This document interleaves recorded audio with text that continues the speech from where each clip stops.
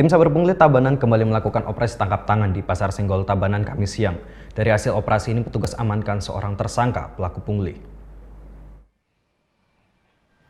Setelah sebelumnya tim Saber Pungli Tabanan berhasil mengamankan seorang juru parkir dalam operasi tangkap tangan di Pasar Tabanan, kini Kamis siang tim Saber Pungli kembali melakukan operasi tangkap tangan terhadap pelaku pungli di Pasar Senggol Tabanan.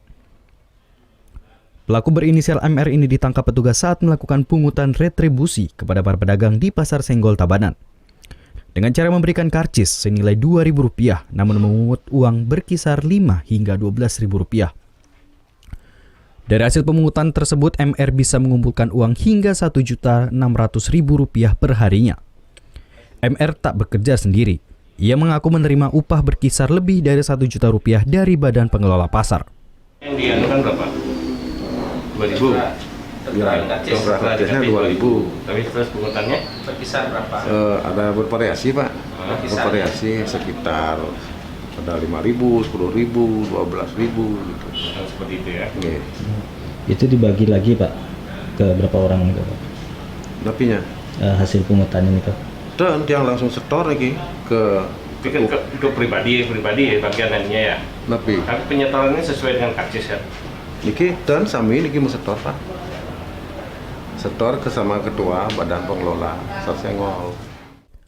Terungkapnya kasus pungutan liar ini berawal dari adanya informasi masyarakat yang kerap menjadi korban pungutan liar di Pasar Senggol Tabanan. Kebetulan rumahnya dekat, jadi dia tidak dilakukan penahanan.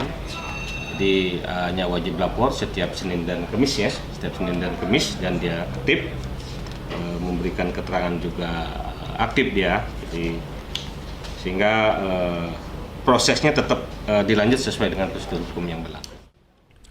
Dari hasil penangkapan ini diamankan barang bukti uang sebanyak Rp1.161.000 dan lembaran karcis retribusi. Atas perbuatan yang tersangka dapat dikenakan hukuman sesuai dengan pasal 368 KUHP dengan ancaman pidana 9 tahun penjara. Surya Sanjaya melaporkan untuk NET.